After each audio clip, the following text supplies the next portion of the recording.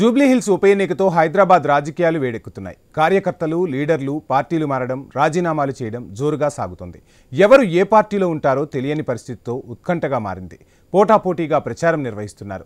ఓటర్ల నాడి పట్టుకునేందుకు ముమ్మర ప్రయత్నాలే చేస్తున్నారు. పార్టీలు తమ అభ్యర్థిని గెలిపించుకునేందుకు శక్తినంతా వినియోగిస్తున్నాయి. పార్టీల కీలక నేతల పర్యటనలు, ప్రచారాలు జోరుగా సాగుతున్నాయి. పలుచోట్ల ఓటర్ల సమస్యలపై నేతలను నిలదీస్తున్నారు. ప్రస్తుతం జూబ్లీహిల్స్లో పరిస్థితి ఎలా ఉందన్న దానిపై i news input editor Srikanth అందిస్తున్న గ్రౌండ్ రిపోర్ట్ ఇప్పుడు చూద్దాం.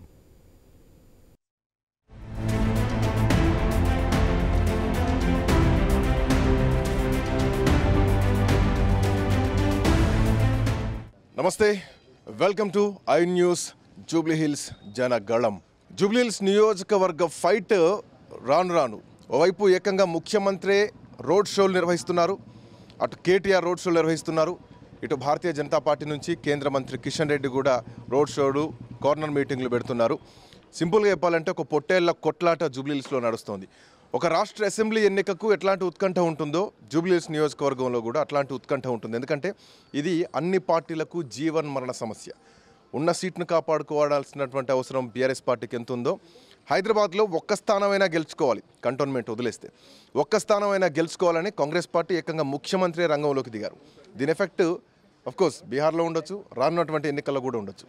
మాట్లాడదాం. ప్రస్తుతానికి మనం మధురానగర్లో ఉన్నాం. జూబ్లీహిల్స్ నియోజకవర్గంలో మధురానగర్ కూడా ఒక సెగ్మెంట్. ఇక్కడ అన్ని పార్టీలకు చెందినటువంటి నాయకులు ఉన్నారు. కాంగ్రెస్ పార్టీ, భారతీయ జనతా పార్టీతో పాటు బీఆర్ఎస్ పార్టీ నాయకులు కూడా ఉన్నారు. కాంగ్రెస్ పార్టీ నాయకులతో మాట్లాడదాం. ఇక్కడ సమస్యలు ఏమున్నాయి, సమస్యల మీదనే ఈ జూబ్లీహిల్స్ ఎన్నిక నడుస్తోందా, రాజకీయ పరంగా నడుస్తోందా? రైట్, కాంగ్రెస్ పార్టీ నాయకులు. సో ముఖ్యమంత్రి మాట్లాడుతున్నారు, కానీ ముఖ్యమంత్రి చేసేటువంటి కామెంట్స్ చాలా కాంట్రవర్షియల్గా కామెంట్స్ ఉన్నాయి. నిన్న కూడా ముఖ్యమంత్రి ఒక మాట అన్నారు, ముస్లింలకు సంబంధించి ఇప్పటికే మైనార్టీకి సంబంధించి అజారుద్దీన్కి మంత్రి పదవి ఇచ్చారు.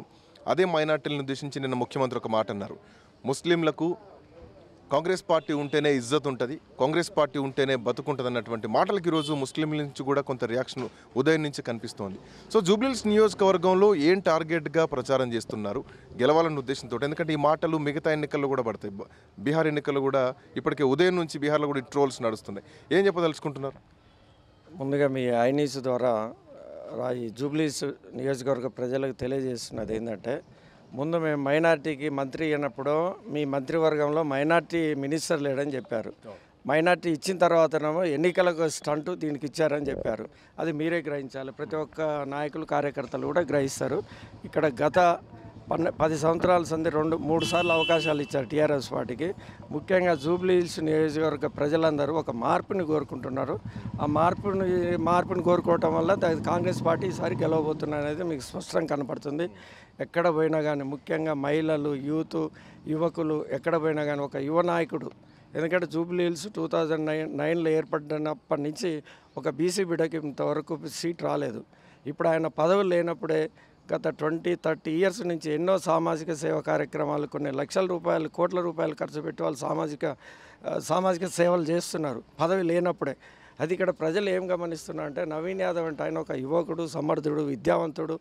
ఒక్కసారి బీసీ బిడ్డకు అవకాశం ఇస్తే ఇంకా మనం అభివృద్ధి చెందుతున్న ఉద్దేశంతో ఈ నియోజకవర్గ ప్రజలు చూస్తున్నారు. బట్ బీసీ బిడ్డ అన్నది రాష్ట్ర వ్యాప్తంగా అఫ్కోర్స్ ఒక యాదవ్ కులానికి సంబంధించి బీసీ బిడ్డకు అవకాశం ఇవ్వడం గొప్ప విషయమే. భారతీయ జనతా పార్టీ ఎందుకు ఇవ్వలేదు అన్నటువంటి ప్రశ్నలు కూడా చాలా సందర్భాల్లో అడిగితే, ఇది ఒక ఉప ఎన్నిక కాబట్టి ఉప ఎన్నిక సంథింగ్ డిఫరెంట్ అని చెప్పి బీజేపీ అంటున్నారు. బీసీ బిడ్డ అని చెప్పేసి మీరు అంటున్నారు, లేదు రౌడీ బిడ్డ అని చెప్పేసి ప్రతిపక్షాలు ఇప్పటికే పోర్ట్రేట్ చేస్తున్నాయి. దీనికి ఆఖరికి ఆయనే క్లారిటీ ఇచ్చుకునేటువంటి పరిస్థితికి వచ్చారు. సో ఇది ప్రజలు ఎఫెక్ట్ పడదనుకుంటున్నారు? అస్సలు పడదు. ఎందుకంటే గత 2 సంవత్సరాలు ఇక్కడ పరిపాలించిన వాళ్ళు ఆయన రౌడీనా ఈయన రౌడీ అనేది వాళ్ళ విజ్ఞతకి వదిలేస్తున్నాం. ఎవరు రౌడీ అనేది రాబోయే ఎలక్షన్లో రేపు 11వ తారీఖు నాడు ఎలక్షన్, 14వ తారీఖు నాడు జూబ్లీహిల్స్ నియోజక ప్రజలే తీర్పిస్తారు ఎవరు రౌడీ అనే దానికి. బీజేపీ మీరు చెప్పండి, జూబ్లీహిల్స్ నియోజకవర్గ ప్రజలు రెండింటి మధ్యలోనే పోటీ ఉందనుకోవాలా? భారతీయ జనతా పార్టీ పోటీలో దిగుతోందా? కిషన్ రెడ్డి ఒక్కడే భుజం మీద వేసుకొని ప్రచారాలు చేస్తున్నారా? మిగతా నాయకులు కూడా అందరూ ఏకదాటికి వచ్చేటువంటి పరిస్థితి ఉందా? ఎట్లా చూస్తున్నారు? బీజేపీ పోటీలో ఉంది, బీజేపీ గెలవబోతుంది. ఇక్కడ ట్రయాంగిల్ ఫైట్ ఉంది. ఆల్రెడీ మా గతంలో ఎప్పుడు కనీసం దగ్గర పట్ల కూడా బీజేపీ ఓటు బ్యాంక్ లేదు. ఇప్పుడు ఎట్లా వచ్చింది confidence? That to it's a by election. మాకు గత దాంట్లో కూడా మా కిషన్ రెడ్డి గారికి 65,000 ఓట్లు పడ్డాయి. అప్పుడు ఏంటంటే మనకి తెలంగాణ అక్కడ ఆంధ్రాలో ఎంపీ ఎమ్మెల్యే ఎలక్షన్స్ ఉన్నాయి. ఇక్కడ సెటిలర్స్ అక్కడ వెళ్ళి ఓటేసి అక్కడ వెళ్ళినా మాకు 65,000 పడ్డాయి. మా ఓట్ బ్యాంక్ మాకు ఉంది ఇక్కడ. మేము ఏంటంటే మొత్తం మైనార్టీ అంటారు. మైనార్టీ ఏంటంటే 1,30,000 అంటారు. హిందువులు 2,70,000 ఉన్నారు. వాళ్ళు ఉట్టి మైనార్టీ కోసమే కాంగ్రెస్ పనిచేస్తుంది. ఉట్టి ముస్లిమ్స్ కోసమే, హిందువులకు ఎవరికి చూడట్లేదు సరిగా. అది ఉట్టి మైనార్టీ ఎంఐఎం కదా. గత గవర్నమెంట్ బీఆర్ఎస్ ఇంకా ఎంఐఎం పొత్తుంది. ఇప్పుడు ఉన్నదేమో కాంగ్రెస్ ఎంఐఎం పొత్తుంది. వాళ్ళ గవర్నమెంట్లో ఉన్నప్పుడే half of the Jubilee Hills old city అయిపోయింది. మీకు అంటే సెటిలర్స్ ఓట్లు కూడా మీకు పడతాయని మీరు అనుకుంటున్నారు? 100% తప్పకుండా పడతాం మాకు. బట్ ఇదే సెటిలర్స్ ఓట్లు గతంలో మీరు అన్నారు పోయి అక్కడికి వెళ్ళి ఓటేసి వచ్చారు ఏపీకి వెళ్ళని చెప్పేసి. వాళ్ళంతా కూడా చంద్రబాబు నాయుడు కోసం ర్యాలీ తీసిన వాళ్ళు, ఓఆర్ఆర్ పట్టుకొని వాళ్ళంతా కూడా చంద్రబాబు నాయుడు ఓటేసిన వాళ్ళు. బట్ ఇప్పుడు అదే ముఖ్యమంత్రి రేవంత్ రెడ్డి తెలుగుదేశం బ్యాక్గ్రౌండ్ నుంచి వచ్చినటువంటి మైత్రివనంలో ఎన్టీఆర్ విగ్రహం పెడతా అంటున్నారు. తెలుగుదేశం పార్టీ ఓట్లు బీజేపీకి ఎందుకు పడాలా? ఎన్టీఆర్ విగ్రహం పెడతా అంటే కాంగ్రెస్కి ఎందుకు పడదు? మాది ఎన్డీఏ కూటమి మాది. అది ఏపీలో పనిచేస్తుంది. బట్ ఇక్కడ ఆ సిద్ధాంతంతో బీజేపీ కానీ ఇంకా ఎవరు మాట్లాడట్లేదు కదా. ఎన్డీఏ కూటమి ఓట్లు ఇక్కడ వస్తాయి. అఫ్కోర్స్ జనసేన నుంచి మీకు ఎవరు మద్దతు ఇవ్వట్లేదు. మీకు తెలుగుదేశం పార్టీ నుంచి ఎవరు వచ్చి ప్రచారం కూడా చేయట్లేదు. ఈ రోజు నుంచి మాకు జనసేన స్టార్ట్ అవుతుంది. మాకు ఎన్డీఏ కూటమి మాది. కూటమి అయినప్పుడు ఇండియాలో ఎక్కడైనా కూటమినే అది. మాకు తప్పకుండా సపోర్ట్ ఇస్తున్నారు అందరూ. ఏంటంటే కార్యకర్తలు వాళ్ళు టీడీపీలు వాళ్ళు రావట్లేదు. ప్రజలైతే మాకు 100% సపోర్ట్ ఉంది మాకు. ఇంకా చంద్రబాబు నాయుడు ఒక మాట అన్నారు, మీరు స్తబ్దుగా ఉండండి, ఎవరికి మద్దతు ఇవ్వాల్సిన అవసరం లేదు, స్తబ్దుగా ఉండండి, స్టాండ్ ఆన్ డిపెండ్స్ అని చెప్పేసి. ఆయన అలా చెప్పలేదు. మద్దతుకి అడిగితే మేము మద్దతు ఇస్తామన్నాడు. మేము మద్దతు ఇంకా ఎందుకంటే ప్రజలు ఇక్కడ తెలంగాణలో ఏంటంటే టీడీపీ లేదు. దానివల్ల వాళ్ళు కామ్గా ఉన్నారు, సపోర్ట్ చేయమన్నారు అంతే. ఎవరైనా మద్దతు అడిగితే మేము వచ్చి మద్దతు ఇస్తాం. బీజేపీ తెలంగాణలో టీడీపీ లేదు. బట్ టీడీపీ నాయకులంతా రేవంత్ రెడ్డి తోటే ఉన్నారు. రేపు పొద్దున ఎన్టీఆర్ విగ్రహం సాక్షిగా ఓట్లు పడతాయని చెప్పేసి వాళ్ళు ధీమా వ్యక్తం చేస్తున్నారు. వాళ్ళు అనుకున్న మాటలు అంతే కానీ అది రాంగ్. వాళ్ళ విగ్రహం కాదు. జూబ్లీహిల్స్ కాన్స్టిట్యున్సీలో కాంగ్రెస్ గత 10 సంవత్సరాల ముందు కూడా కాంగ్రెస్ ఉంది. మీకు హై టెన్షన్ వైర్లు అట్లనే ఉన్నాయి. మీకు మోడీ సమస్యలు ప్రతి సమస్య అట్లనే ఉంది. దాని తర్వాత 10 సంవత్సరాలు బీఆర్ఎస్ వచ్చింది. బీఆర్ఎస్ వచ్చింది కూడా అదే. ఈ ఇద్దరు పార్టీలు ఎంఐఎంతో ఉంది. వాళ్ళ స్టీరింగ్ మొత్తం ఎంఐఎం వాడుతుంది. కాంగ్రెస్ బీఆర్ఎస్ ఇద్దరు వాళ్ళ ఎంఐఎం చేతిలో ఉంది. ఈ జూబ్లీహిల్స్ అభివృద్ధి కావాలంటే బీజేపీ వస్తేనే డెవలప్మెంట్ జరుగుతుంది మనకి ఇక్కడ. అనుకుంటున్నారా? పోటీలో ఉన్నాం అనుకుంటున్నారా? తప్పకుండా మేమే గెలవబోతున్నాం. అది కూడా ఏ స్థానంలో ఉంటారు పోటీలో? ఫస్టే ఉంటాం మేము తప్పకుండా. 100% మాకు 100% మాకు భరోసా ఉంది. 100% గెలవబోతున్నాము.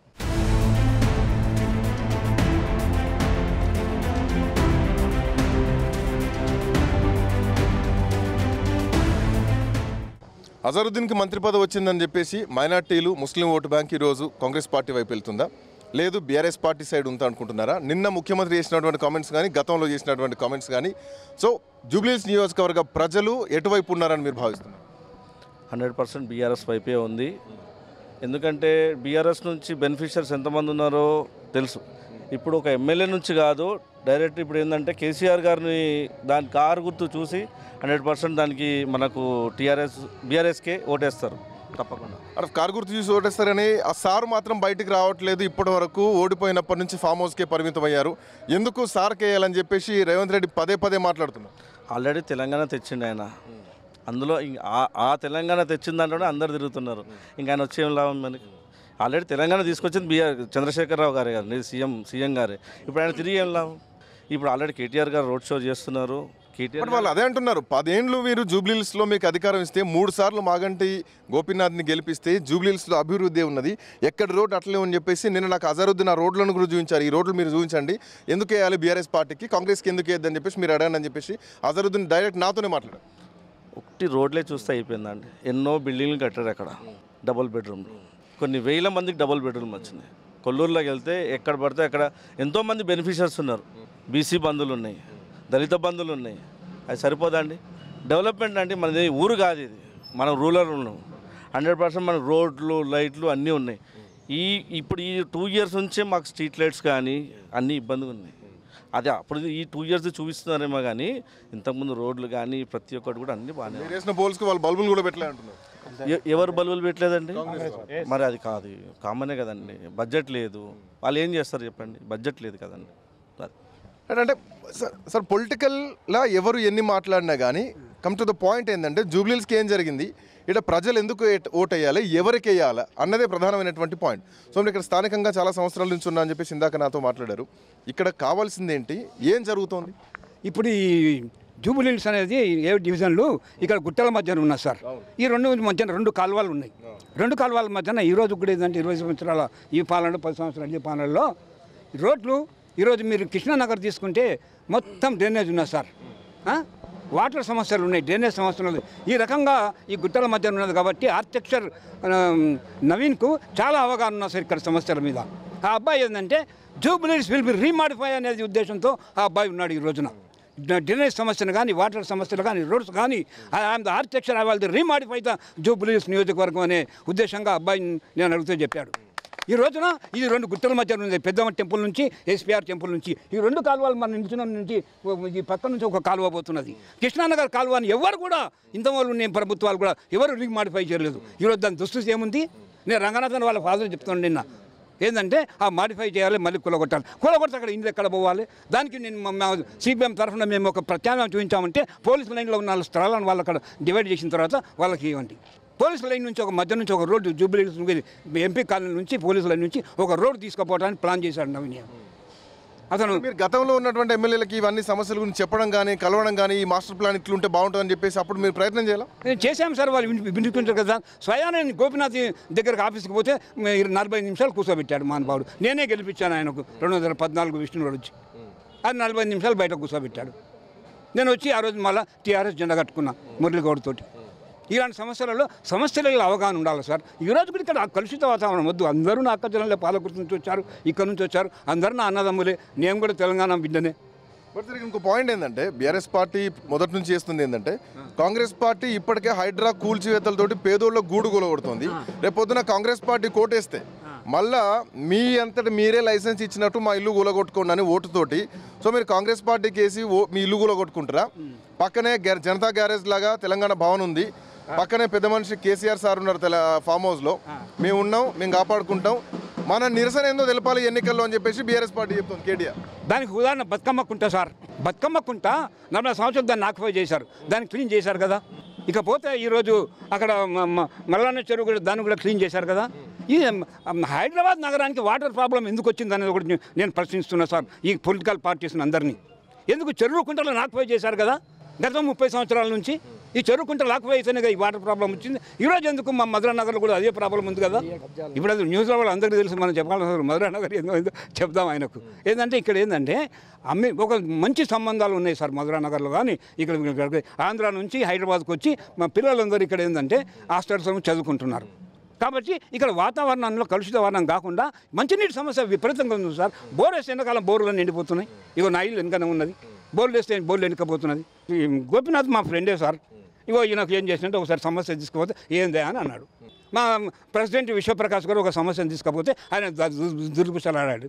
ఇక మాకేందంటే ఏంద్రాబాయ్ అంటే నాకు కూడా ఉండాలన్నారని తను నెల్లారెడ్డి గుడిలో పెట్టిండు ఆయన.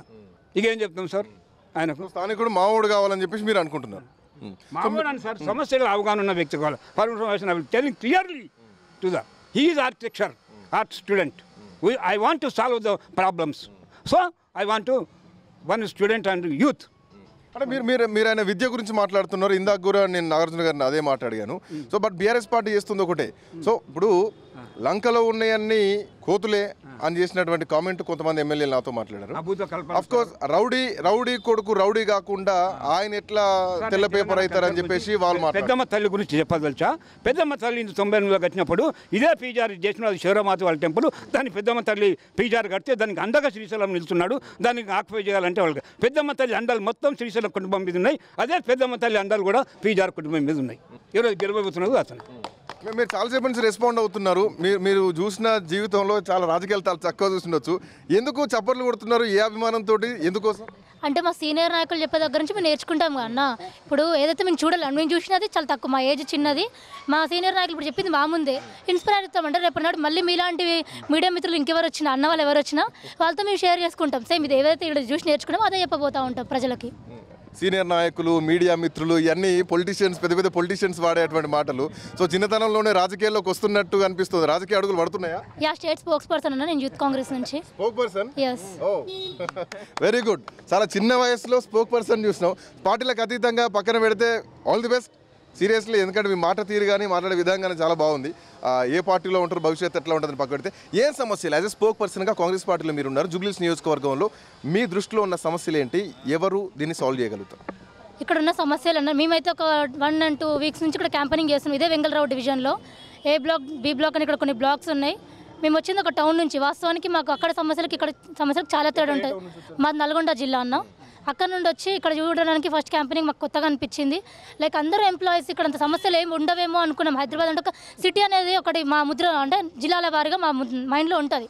ఆ విధంగా తీసుకున్నట్లయితే ఇక్కడ ఎక్కడ చూసినా ఫస్ట్ రోడ్లు, నువ్వు ఫిజియోథెరపిస్ట్ ఇంటిగో సాఫ్ట్వేర్ ఇంటిగో వాళ్ళు చెప్పే సమస్యలు వాళ్ళ ఇంట్లో వ్యక్తిగత సమస్యలు చెప్పట్లేదు. వాళ్ళు చదువుకున్నారు కాబట్టి విద్యావేత్తలుగా వాళ్ళు ఏం చేస్తారు, రోడ్లు బాగాలేదు ఫస్ట్. ఇంకా మిడిల్ క్లాస్ వాళ్ళకి వెళ్ళి బస్సులలోకి వెళ్తే మాత్రం నీళ్ళ ట్యాంకర్ కూడా పట్టదు. మీ గల్లీలో రోడ్డు లేదు. 20 ఏళ్ళు అక్కడ బాధలు పడ్డాం, ఇప్పుడు బాధలు పడాల్సి వస్తుంది. నవీనన్న వస్తేనే ఇక్కడ తీరిపోతుంది. 10 ఏళ్ళు వాళ్ళ పాలనలో మేము చాలా కష్టాలు పడ్డాం. అందరు బెదిరింపులకు వచ్చినారు అని చెప్పేసి వాళ్ళు కంప్లైంట్ చేసినారు. అదేవిధంగా రోడ్లు అయితే చాలా ఉందని చెప్పినారు. నల్గొండ నుంచి హైదరాబాద్కి వచ్చి ఇక్కడ ప్రచారం చేస్తున్నారు, ఇక్కడ సమస్యలు తెలుసుకుంటున్నారు, గుడ్. బట్ నల్గొండ ఎమ్మెల్యేనే ముఖ్యమంత్రి మీద విమర్శలు చేస్తున్నారు. మీరు కమిషన్లు, రిపోర్ట్లు, ఎంక్వైరీలు బంద్ చేసి పరిపాలన మీద దృష్టి పెట్టండి అని చెప్పేసి రాజగోపాల్ రెడ్డి నల్గొండ ఎమ్మెల్యేనే మాట్లాడుతున్నారు మునుగోడు నుంచి. రాజగోపాల్ రెడ్డికి సాటి లేదన్న. అది మీరు ఇక్కడ తీయాలనుకుంటే 2 గంటలు కూర్చుందామన్నా కూర్చుంటారు డిబేట్లో. రాజగోపాల్ రెడ్డి గురించి మాట్లాడే హక్కు ఎవరికీ లేదు. ఆయన మా మునుగోడు నియోజకవర్గ సీఎం మాకు. సో అదొద్దు ఇక్కడ మాకు. ఇక్కడ మేము ఒక బీసీ బిడ్డగా వచ్చిన రాజగోపాల్ రెడ్డి ఇదే ఓసీ. నేను ఒక బీసీ బిడ్డని, నందిని యాదవ్ నా పేరు. నేను నల్గొండ జిల్లా నుంచి వచ్చిన. నాది మునుగోడు కాన్స్టిట్యుయెన్సీ, తాస్కానిగూడ గ్రామం నాది కూడా. అది కాదు ఇక్కడ మా బీసీ బిడ్డని ఇప్పుడు రిజర్వేషన్ ఇస్తున్నామని చెప్పి సెంట్రల్ ఎట్లా మోసం చేస్తూ ఉందో, దొంగ మద్దతులు ఇచ్చి బీఆర్ఎస్ ఎట్లా మమ్మల్ని మగ్గు పెడతా ఉందో అవి చెప్పడానికి కోసం మేము ఇక్కడికి వచ్చినాము. రైట్, ఎక్కువ నేను కాంట్రవర్సీలు లాగా తెలుసుకోలేదు. ఎందుకంటే రాజగోపాల్ రెడ్డి మీద ప్రేమని మాటల్లో బయటకు వచ్చింది, కాంగ్రెస్ పార్టీ మీద ప్రేమ కూడా బయటకు వచ్చింది. బట్ ఆయన ముఖ్యమంత్రి మీద ఏం కామెంట్ చేస్తున్నారు? I don't want ask that and I don't want trouble you. Sir మీరు చెప్పండి. సో ఇందుకు కాంగ్రెస్ పార్టీకి జూబ్లీహిల్స్ నియోజకవర్గాలు వేయాలా? పక్క జిల్లాల నుంచి వచ్చినటువంటి నాయకులు కూడా అబ్జర్వ్ చేసి చాలా విషయాలు మాట్లాడుతున్నారు. ఇప్పుడు ఒక్కటే ఇక్కడ ఉన్న నాయకులు ఇట్లా గుండెల మీద చేయబెట్టుకొని చెప్పామండి. నవీన్ యాదవ్ లాగా ఎవరన్నా సామూహిక శ్రీమంతాలు కానీ అన్నప్రసాదాలు కానీ చేశారా? ఒక్క లీడర్ అన్నా చెప్పమనండి. Naveen Yadav is a well educated. గత 20 సంవత్సరాలుగా అనేక సేవలు చేస్తున్నాడు. కొన్ని డిఎస్సి ఎగ్జామ్లకి ఎంట్రన్స్ ఎగ్జామ్లు తన ఓన్గా రాపించి ఈరోజు వాళ్ళు ఉన్నత స్థాయిలో నించున్నారు. మీరు గుండెమే చేసుకొని ఎవరిని చెప్పమంటున్నారు? ప్రజలు చెప్పమంటున్నారు లేదంటే బీఆర్ఎస్ పార్టీలు చెప్పమంటున్నారు? బీఆర్ఎస్కు సవాలు విసురుతున్నారు ఇప్పుడు. అవును, ఎందుకంటే నేను ఒక సాఫ్ట్వేర్ ఎంప్లాయీని. 1,50,000 జీతంకి రిజైన్ చేసి, నేను అక్టోబర్ 1న రిజైన్ చేసి నవీన్ యాదవ్ గారి గెలుపు కోసం ఒక బీసీ బిడ్డగా నేను ఇక్కడికి వచ్చాను గెలిపేయడానికి. నాది ఇదే జూబ్లీహిల్స్ కాన్స్టిట్యుయెన్సీ, నేను ఇక్కడనే ఓటర్ని. మీలాంటి వాళ్ళు, మీరు కాంగ్రెస్ పార్టీ నుంచి ఎంతమంది సైన్యం దిగారు, బీఆర్ఎస్ పార్టీ నుంచి కూడా మొత్తం 119 నియోజకవర్గాల నుంచి వాళ్ళు కూడా గల్లీ గల్లీ తిరుగుతూనే ఉన్నారు. ఎంతమంది అన్న దిగనే అన్న, అటు బీజేపీ నుంచి దిగనేయండి, ఇంకెవరైనా దిగండి, మాకు ఒకటే సైన్యం, మా బీసీ బిడ్డ సైన్యంతోనే మేము వెళ్తాము. ఖచ్చితంగా నవీన్ యాదవ్ గారు 20,000 మెజార్టీతో, బంపర్ మెజార్టీతో గెలుస్తాడు. గుండెల మీద చేసుకొని చెప్పమంటున్నారు కాంగ్రెస్ పార్టీ నాయకులు. ఏం చెప్తారు? గుండెల మీద చేసుకొని హైదరాబాద్ ప్రజలందరూ చెప్తారు శ్రీశైలం గారు ఏంది, వారి బ్యాక్గ్రౌండ్ ఏంది, వారు ఏం చేశారు అని. సో కనుక మేము అనేది ఒకటే, ఇక్కడ జరిగేది అభివృద్ధికి అబద్ధాలకు మధ్య పోరాటం జరుగుతుంది. ఇక్కడ అబద్ధాలు చెప్పి రాష్ట్రంలో అధికారంకి వచ్చినటువంటి కాంగ్రెస్ పార్టీ. సో దాని మీద మేము దృష్టి పెట్టి ప్రధానంగా జూబ్లీహిల్స్ ప్రజలందరినీ ఒకటే అడుగుతున్నాం. గత 10 సంవత్సరాలు కేసీఆర్ గారు ఉన్నారు, గోపీనాథ్ గారు ఈ ప్రాంతంలో 11 సంవత్సరాలు ఎమ్మెల్యేగా ఉండి పనిచేశారు. ఆ అభివృద్ధి మూలాలు అన్నీ కూడా కనపడతా ఉన్నాయి. కొత్తగా మనం ఏం చెప్పాల్సిన అవసరం లేదు. మీ ముందే వచ్చారు ఎమ్మెల్యే రామదాస్ నాయక్ గారు మనతో పాటు జాయిన్ అయ్యారు ఇప్పుడే. సో ప్రచారం మనం చూడొచ్చు, ఫుల్ ఆఫ్ క్రౌడ్తో నడుస్తుంది, ఎవరు ఎక్కడా తగ్గట్లేదు. రామదాస్ గారు, వెల్కమ్ టు ఐ న్యూస్. డిబేట్లో జాయిన్ అయ్యారు. ఒక పొట్టేళ్ళ కొట్లాటలా ఉందని చెప్పేసి నేను మొదలు ఒక మాటలో మాట్లాడాను. నిజంగా అట్లనే కనిపిస్తోందా? జూబ్లీహిల్స్ నియోజకవర్గంలో మీరు వైరా నుంచి వచ్చి ఇక్కడ అబ్జర్వ్ చేస్తుంది ఏంటి? ముఖ్యమంత్రి మాటలకు ఇప్పటికే బీఆర్ఎస్ పార్టీ కౌంటర్లు ఇస్తోంది. ముస్లింలు లేరంటే కాంగ్రెస్ పార్టీ లేకపోతే అని చేసిన కామెంట్ ఈరోజు బీహార్లో కూడా దీనికి రియాక్షన్స్ వస్తున్నాయి. ఇక్కడ ఎవరి కౌంటర్లు ఎవరికి అవసరం లేదు. ప్రజాస్వామ్య వ్యవస్థలో ప్రజలు అధికారం ఇస్తారు. అధికారంతో ప్రజలకు సేవ చేయాల్సిన అవసరం. ప్రజాస్వామ్యంలో ప్రజలు మనని గెలిపించిన తర్వాత ప్రజల యొక్క హక్కులని, అభివృద్ధిని, సంక్షేమాన్ని చేయాల్సిన అవసరం మన బాధ్యత. ఎమ్మెల్యేగా గెలిచిన తర్వాత, ప్రభుత్వం వచ్చిన తర్వాత 15 సంవత్సరాలు స్థానికంగా ఎమ్మెల్యేగా ఉన్నాడు. 10 సంవత్సరాలు అధికారం అనుభవించాడు. ఇలా మేము అన్ని ఏరియాలు తిరుగుతున్నాం 15 రోజుల నుంచి. నీళ్లు, కరెంటు, ఇవన్నీ కూడా ఇక్కడ సంపన్నమైన నియోజకవర్గం. ఈ నియోజకవర్గం బయట చెప్పుకోవటం తప్ప ఇక్కడ 80% ప్రజానికం, బడుగు బలహీన వర్గాల ప్రజలు అంతా అన్ని రకాలుగా వెనకబడి ఉన్నారు అనేది చాలా స్పష్టంగా మాకు తెలిసింది. బట్ వాళ్ళు ఏమంటున్నారంటే బెదిరించి ఓట్లు అడుగుతున్నారు, మమ్మల్ని బెదిరిస్తున్నారు, వారం రోజుల తర్వాత బీఆర్ఎస్ క్యాడర్ను మొత్తాన్ని లేకుండా పంపిస్తా, ఎవరు కూడా ఇక్కడ ఉండొద్దని చెప్పేసి నవీన్ యాదవ్ బెదిరిస్తున్నారు బీఆర్ఎస్ పార్టీ నాయకుల్ని. ఇది ఒక పార్టీలనే బెదిరిస్తే రేపు పొద్దున ప్రజల్ని ఎందుకు బెదిరించరు, బెదిరింపు రాజకీయాలు చేస్తున్నారని చెప్పేసి బీఆర్ఎస్ చేస్తున్నటువంటి ఆరోపణ. నవీన్ యాదవ్ చెడ్డి వేసిన కానించి ప్రజల్లో ఉన్నాడు. టికెట్ వచ్చినా రాకున్నా, పోటీ చేసినా ఓడినా ప్రజలతో ఉన్నాడు. రేపు రేవంత్ రెడ్డి గారి ముఖ్యమంత్రి గారి నాయకత్వంలో 3 సంవత్సరాలు ఈ నియోజకవర్గంలో అభివృద్ధి కార్యక్రమాలు చేస్తాడు. బెదిరిస్తే భయపడతారు. మరి వాళ్ళు భయపడితే మేము ఏం చేయలేము. భయపడితే ఏం చేయాలంటే మీరు బెదిరిస్తారా? ఇందిరమ్మ రాజ్యంలో రాజీవ్ గాంధీని చంపిన వాళ్ళని ఉరిదీస్తా ఉంటే సోనియా గాంధీ ఉరిదీయకండి అని చెప్పింది. ఈ ప్రజాస్వామ్యం, కాంగ్రెస్ పార్టీలో ప్రజాస్వామ్యం ఎవరైనా బతకొచ్చు, ప్రజాసేవ ఎవరైనా చేసుకోవచ్చు. అది కాంగ్రెస్ పార్టీ నైతిక సిద్ధాంతం కాదు. మరి ఆ బెదిరించుడు ఉందో, ఆ భయపడి మాకు తెలియదు ఆ సంగతి. సోనియా గాంధీ గారు, రాజీవ్ గాంధీ గారు చంపిన శిక్ష పడేటోళ్ళని కాపాడిన పార్టీలో ఉన్నోళ్ళం. మరి ఆ బెదిరించుడు భయపడి మాకు తెలియదు. కానీ అంతిమంగా మాత్రం చాలా స్పష్టంగా చెప్పదలుచుకున్నాం. జూబ్లీహిల్స్ నియోజకవర్గంలో కాంగ్రెస్ పార్టీ మంచి మెజార్టీతోని, భారీ మెజార్టీతోని గెలుపుతూ ఉన్నది. ఇక్కడ అభ్యర్థిని చూసి ఓటేయాలా, పార్టీని చూసి ఓటేయాలా, ముఖ్యమంత్రిని చూసి ఓటేయాలా? కాంగ్రెస్ పార్టీని విమర్శించిన వాళ్ళందరూ, కాంగ్రెస్ పార్టీ అయిపోవాలన్న వాళ్ళందరూ కూడా మళ్ళీ కాంగ్రెస్ పార్టీలోకి వచ్చి పనిచేస్తున్న పరిస్థితిని చూస్తున్నాం. కాంగ్రెస్ పార్టీ అంతిమంగా ఈ ప్రజాస్వామ్యాన్ని కాపాడే పార్టీ. నవీన్ యాదవ్ ఈ ప్రజల్లో ఉన్న నాయకుడు కాబట్టి జనాలు చూస్తా ఉన్నారు. 10 సంవత్సరాల నుంచి మాకు ఏం జరగలేదు ఇక్కడ. కాబట్టి ఇప్పుడు వచ్చిన సన్న బియ్యం, ఉచిత బస్సు, కరెంటు, ఇందిరమ్మ ఇండ్లు, డబుల్ బెడ్రూమ్లు ఇవన్నీ రాబోతూ ఉన్నాయి. రేవంత్ రెడ్డి గారు ఇస్తున్నారు. ఆ నాయకత్వంలో కాంగ్రెస్ పార్టీని నవీన్ యాదవ్ని గెలిపిస్తే ఈ 3 సంవత్సరాలు మాకు అభివృద్ధి జరుగుతుంది అనేది ప్రజలు చాలా స్పష్టంగా డిసైడ్ అయి ఉన్నారు. నియోజకవర్గాల్లో ఎమ్మెల్యేలకు బడ్జెట్లు లేవు, ఎమ్మెల్యేలు ప్రజలకు సేవ చేసేటువంటి పరిస్థితి లేదు. 1 లక్ష రూపాయలు కూడా మేము ఖర్చు పెట్టుకునేటువంటి పరిస్థితి లేదని ఎన్ఎస్ శ్రీనివాసరెడ్డి మొన్న మహబూబ్ నగర్ నుంచి చేసినటువంటి కామెంటు కాంగ్రెస్ పార్టీని షేక్ చేసింది. మంత్రుల మధ్య సఖ్యత లేదు, మంత్రులకు అధికారులకు ఒక కొలాబరేషన్ సరిగా లేదు. సో ఇన్ని ఇబ్బందులు పడుతుంది. రేపు పొద్దున మీరు కాంగ్రెస్ పార్టీ ఓటేసి ఇక్కడ అభ్యర్థిని గెలిపిస్తే మీకు ఎవరు కనిపించరు. మళ్ళా ప్రతిపక్షం ఏది ఎక్కుతుంది, జనతా గ్యారేజ్కే మళ్ళీ రావాలి, తెలంగాణ భవన్కే రావాలని చెప్పేసి కేటీఆర్ పదే చేస్తున్నారు ఈ కామెంట్. కాంగ్రెస్ పార్టీ ఉప్పు నీళ్ళు తాగిందే కేటీఆర్ కుటుంబం. కాంగ్రెస్ పార్టీని విమర్శిస్తావు. కాంగ్రెస్ పార్టీలో ఎన్ఎస్యుఐ యూత్ కాంగ్రెస్ చేసిందే కేటీఆర్ తండ్రి. తెలంగాణ ఇస్తే ముఖ్యమంత్రి అయినావు. ఆర్థికంగా ఈ రాష్ట్రాన్ని గుల్ల చేసిపోయినావు. ఇంకా దాని గురించి మాట్లాడితే ఏముంటుంది? ఇక్కడ ఒకటే స్వామి, చాలా స్పష్టంగా నేను మనవి చేస్తూ ఉన్నా. విమర్శలు కౌంటర్లు గిౌంటర్లు సమస్య కాదు. ప్రజలకు సంక్షేమ కార్యక్రమాలు జరుగుతున్నాయి, అందుతున్నాయి. నవీన్ యాదవ్ ఉంటే ఈ 3 సంవత్సరాల అధికారంలో ఈ పార్టీ ఉంటుంది, గవర్నమెంట్ ఉంటుంది, రేవంత్ రెడ్డి ముఖ్యమంత్రి ఉన్నాడు. నేను జూబ్లీహిల్స్ నియోజకవర్గానికి ఇప్పటికే 200 కోట్ల రూపాయలు తీసుకొచ్చి అభివృద్ధి చేస్తున్నా, రోడ్లు వేపిస్తున్నా. ఇంకా 400 కోట్లు తేగలుగుతా ఈ నియోజకవర్గం అభివృద్ధి చేస్తానే ఒక ధీమాతో ఉన్నాడు. ప్రజలు నమ్ముతున్నారు. రేవంత్ రెడ్డి గారు మాట ఇచ్చాడు. ఆ కార్యక్రమాలు సాగుతున్న నేపథ్యంలో ప్రజలందరూ కూడా కాంగ్రెస్ పార్టీ నవీన్ యాదవ్ని గెలిపిస్తారు. చివరిగా ఒక ప్రశ్న. ఒకవైపు ఇది ఎట్లా చూడాలి? ఎందుకంటే ఏకంగా ఒక ఉప ఎన్నికకు ముఖ్యమంత్రే వచ్చి రోడ్ షోలు చేసి ప్రజల్ని ఓట్లాడుతున్నటువంటి పరిస్థితి. ఒక్కసారి నన్ను నమ్మండి అని చెప్పేసి నమ్మకాన్ని క్రియేట్ చేసుకునేటువంటి పరిస్థితి. నమ్మకం కోల్పోయిందా ప్రజల్లో కాంగ్రెస్ పార్టీ ప్రభుత్వం అన్న ప్రశ్న కూడా అయితే కనుక అటు కేసీఆర్ ఇప్పటివరకు బయటకు రాలేదు. ఆయన గెలుపు ధీమాతో ఉన్నారు. మా సైన్యం చాలు, హనుమంతులు చాలు, రాముడు అవసరం లేదని చెప్పేసి బీఆర్ఎస్ పార్టీ నాయకులు చేసుకుంటున్నటువంటి క్లెయిమ్. సో ఇది గెలుపు ధీమానా, ఓటమి భయమా, ఎట్లా చూడొచ్చు ఈ పాయింట్ని? స్వామి, కాంగ్రెస్ పార్టీ రావణుని చూసింది, రావణులను చూసింది, రావణుని మోసింది, రావణులను మోసిన పార్టీ ఇది. ఈ పార్టీ అయిపోయిందని బయట పనులు అందరూ మరి ఈ పార్టీలో వచ్చి బతుకుతున్న నేపథ్యంలో దీన్ని కాంగ్రెస్ పార్టీ గురించి మాట్లాడే హక్కు అర్హత ఎవరికి లేదని చాలా స్పష్టంగా చెప్పదలుచుకున్నా. ఇది భయపడే పార్టీ కాదు. ఇక్కడ అయిపోయింది అన్నారు. ఏం జరిగింది? మొన్న ఏమైంది? ఎన్నికల్లో గెలిచినాం. అదే కదా, అంటే హైదరాబాద్లో ఒక్క సీటు కూడా రాలేదు. ఈసారి వస్తాయన్న నమ్మకం ఎట్లా? అది ప్రజలే నిన్ను నన్ను బొంద పెట్టాలన్నా ప్రజలే గెలిపిస్తారు. రేపు మనం గెలిపించారు, రేపు గెలిపిస్తారు. మన సికింద్రాబాద్ గెలిపేలే, జూబ్లీహిల్స్ గెలిపిస్తారు. ఆడిపోతుంది. Thank you so much.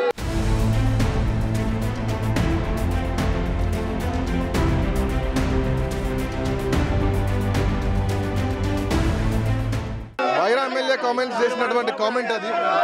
మేము ఒకటే చెప్తున్నాం, ఫస్ట్ వాళ్ళు బాకీ ఇంటింటికి బాకీ ఉన్న 6 గ్యారంటీలను పెట్టి బాకీ ఏవైతున్నా బాకీ చెల్లి చోట్లాడగాలి. నెంబర్ 1, ఈ కాంగ్రెస్ బీజేపీ సెంట్రల్ గవర్నమెంట్ మెడలు వంచి తెలంగాణను సాధించింది కేసీఆర్. ఈ 10 సంవత్సరాలు ఈ రాష్ట్రంలో అభివృద్ధి అంటే చూపెట్టిన care of address KCR. Telangana రాష్ట్రాన్ని, హైదరాబాద్ మహానగరాన్ని ప్రపంచవ్యాప్తంగా ఐడెంటిటీ ఉన్నటువంటి కేంద్ర ప్రాంతంగా తయారు చేసింది కేసీఆర్. అటువంటి కేసీఆర్ ఏ విధంగానైతే అభివృద్ధికి సంబంధించిన మూలాలు వేశాడో ఆ మూలాలే ప్రజల్ని గెలిపిస్తాయి. ఇంటింటి ఆడబిడ్డకు బాకున్నారు, తులం బంగారం బాకున్నారు, రైతుకు బాకున్నారు, కూలి ఇచ్చే పరిస్థితి లేదని అంటున్నారు. రేట్ ఆ ఓటు అడిగే హక్కు కూడా లేదు వాళ్ళకు. వాళ్ళు ఇచ్చిన హామీలను మేము ఇచ్చిన హామీలు తప్పు, మేము వాపసు తీసుకున్నాను ముఖ్యమంత్రి ముక్కునేలకు రాయాలి. సోషల్ వెల్ఫేర్ మినిస్టర్ ఇప్పటివరకు లక్షల కోట్ల, ఇప్పుడు ఇందాక చెప్పింది కదా అమ్మాయి ఎన్ఎస్ఐ స్పోక్స్మెన్ అని, ఎన్ని లక్షల కోట్ల రూపాయలు పెండింగ్ ఉన్నదో 8,000 కోట్ల రూపాయల పైసలు స్కాలర్షిప్లు బాకీ ఉన్నాయి. అవి రిలీజ్ చేసి అడగాలి.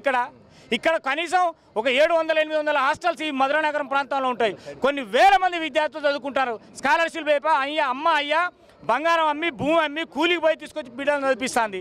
వాళ్ళందరికీ స్కాలర్షిప్ ఇవ్వాలి. ఎందుకు ఇవ్వట్లేరు? ఈ పెండింగ్ బిల్స్ అని ఇవ్వాలి.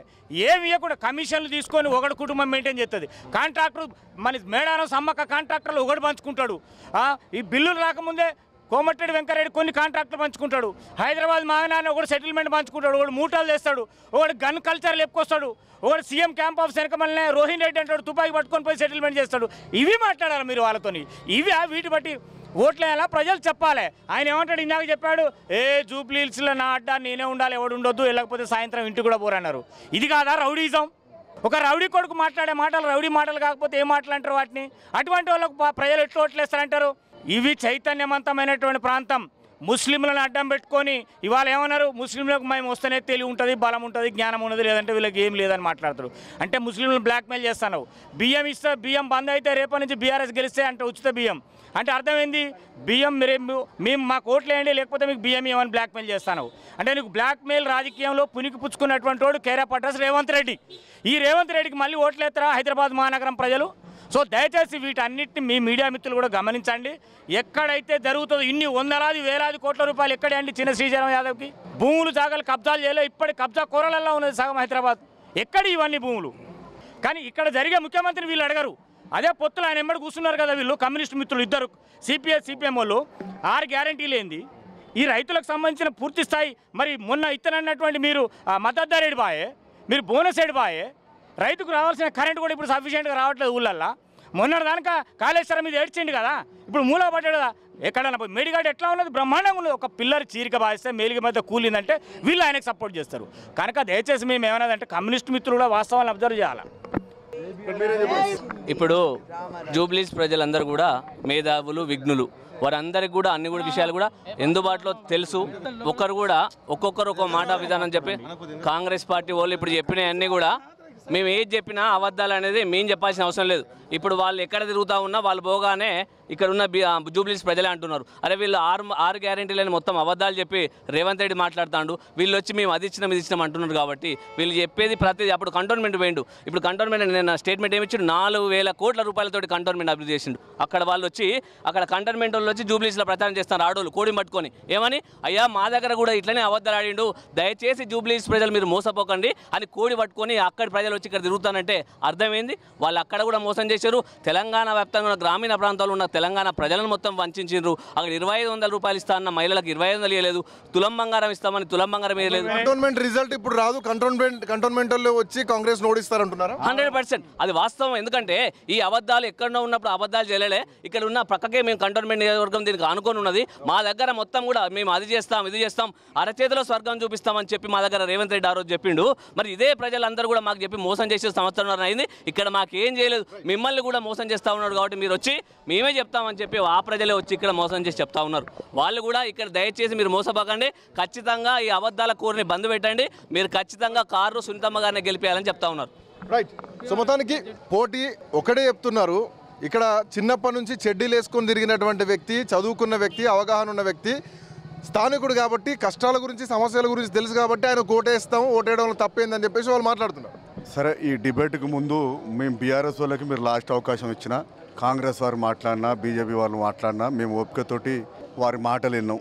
కానీ బీఆర్ఎస్ వారు మాట్లాడి ప్రశ్నిస్తూనే ఉన్న భయానికి కాంగ్రెస్ వాళ్ళు వినే ఓపిక లేక ఎక్కడి నుంచి ఇక్కడ వెళ్ళిపోయారు. ఇకపోతే మన అభ్యర్థి గారు వారు ఎంఎం నుంచి ఒకసారి 2 సార్లు ఎమ్మెల్యేగా, ఒకసారి ఇండిపెండెంట్గా, ఒకసారి కార్పొరేటర్గా వారు పోటీ చేయడం జరిగింది. వారు 4 సార్లు ఓడిపోవడం జరిగింది. కార్పొరేటర్గా లేకుండా ఇక్కడే తిరిగి సరే వారి సేవ ఎంతో కొంత చేసి ఉండొచ్చు. కానీ కాంగ్రెస్ అనే ఒక హస్తం గుర్తే వాళ్ళకి ఆయనను భూస్థాపితం చేయబోతుంది. ఎందుకంటే 6 గ్యారంటీలు అవి ఓపిక లేని మనుషులు చూసిలు కదా, వాళ్ళు మాట్లాడుతుంటే మేము ఎంత ఓపికగా ఇక్కడ నిల్చున్నాము, అదే మేము మాట్లాడుతుంటే వాళ్ళకి ఎందుకు అంత ఓపిక ఉండదో ఒక్కసారి ఆలోచించండి. ప్రజలు 14వ తారీఖు ఎట్లాగో గెలుపు, దాదాపుగా నిన్న ముఖ్యమంత్రి గారు 30,000 మెజార్టీ బీఆర్ఎస్ అనబోయి పొరపాటున కాంగ్రెస్ అన్నాడు. అదే 30,000 మెజార్టీతో మేము గెలవబోతున్నాము. ఓపికతో ఉండాలా, ఓపికతో ఉంటేనే ప్రజల నుంచి వస్తుంది. మేము ఓడిపోయిన 2 సంవత్సరాలైనా ఓపికతోటి యుద్ధం చేస్తున్నాం తప్ప వాళ్ళ మీద బుల్డోజ్ చేస్తలేం కదా. మీరు చూస్తారు ఇక్కడ మీరు అబ్జర్వ్ చేస్తారు గంట నుంచి ఏం జరుగుతుంది అనేది. చూద్దాం ఎవరు గెలవబోతున్నారు, ఎవరు ఓడిపోబోతున్నారు. ఒక లాస్ట్ ఓవర్ ఫైనల్ ఓవర్లో ఉండేటువంటి ట్విస్ట్ ఎట్లా ఉంటుందో అట్లాంటి ట్విస్ట్ మాత్రం ప్రస్తుతానికి జూబ్లీహిల్స్ నియోజకవర్గంలో కనిపిస్తుంది అని చెప్పడంలో ఎట్లాంటి సందేహం లేదు. చూద్దాం ప్రజా తీర్పు ఎట్లా ఉండబోతోంది, ప్రజలు ఎవరిని ఎన్నుకోబోతున్నారు, సిట్టింగ్ స్థానాన్ని బీఆర్ఎస్ పార్టీ కాపాడుకోబోతోందా, కాంగ్రెస్ పార్టీ హైదరాబాద్లో కంటోన్మెంట్ తర్వాత గెలిచి మళ్ళీ సేమ్ సీన్ రిపీట్ చేయబోతోందా, ముఖ్యమంత్రి రంగంలోకి దిగారంటే ఎంతవరకు కాంగ్రెస్ పార్టీ మీద ఈ ప్రభావం ఉండబోతోంది అన్న చూడాల్సినటువంటి అవసరం ఉంది. సో మొత్తానికి ఇది కెమెరామెన్ సుధాకర్తో శ్రీకాంత్, ఐ న్యూస్, జూబ్లీహిల్స్ నియోజకవర్గం నుంచి.